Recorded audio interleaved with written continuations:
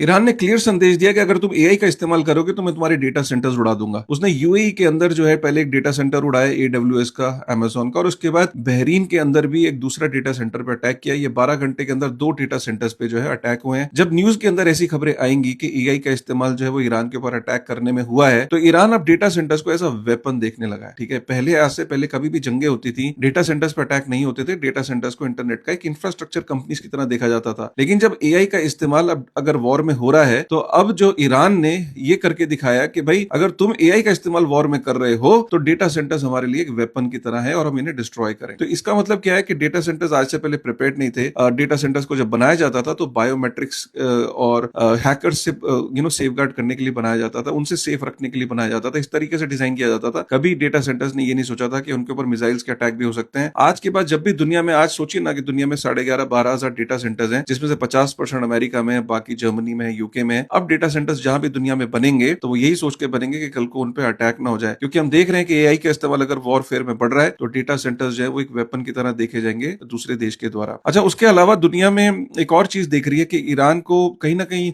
US और Israel ने हल्के में लिया। आज ईरान ने जो एक स्ट्रेटेजिक मूव करते हुए एनर्जी क्राइसिस दुनिया में पैदा कर दी है। आप देखो कि ईरान ने सऊदी की जो अरामको है उसमें जहां से 5,50,000 बैरल ऑयल पर डे निकलता है, उस रिफाइनरी पे अटैक कर दिया। अरामको दुनिया की सबसे बड़ी रिफाइनरी है, उस पे वहां पे रास्त तनूरा के अंदर जो रिफाइनरी उस पर अटैक किया। उसके बाद जो क्रूड ऑयल है इस वक्त जो है वो 5.8% बढ़ गया है लास्ट 6 घंटे में। नेचुरल गैस को अगर हम देखें तो 4.5% बढ़ गई है लास्ट 6 घंटे में। अगर हम यूरोपियन गैस प्राइस को देखें तो 25% बढ़ गई है पिछले कुछ घंटे में। स्ट्रेट ऑफ हॉर्मुज जहां से 20 मिलियन बैरल ऑयल निकलता है वो इस टाइम बंद है। दुनिया का 20% जो नेचुरल गैस है वो इस टाइम स्टक है। उसके बाद हम देखें तो इंश्योरेंस कंपनीज क्या कर रही हैं कि वो कह रही है कि भाई देखो वॉर का समय चल रहा है, हम ज्यादा प्रीमियम लेंगे, तो 50% जो है वो प्रीमियम बढ़ गया है। उसके अलावा जो लंबे रूट से अब शिप्स जा रही है प्रीमियम है वो बढ़ा दिया गया है। इस टाइम जो इंश्योरेंस कंपनीज ने अपना दबा के इंश्योरेंस प्रीमियम ले रही है, तो इसका मतलब क्या है कि दुनिया भर में एनर्जी क्राइसिस हो सकती है। अब आप अगर कोई ये सोच रहे हैं कि मुझे तो कोई फर्क नहीं पड़ता, मैं मिडिल ईस्ट में नहीं हूं,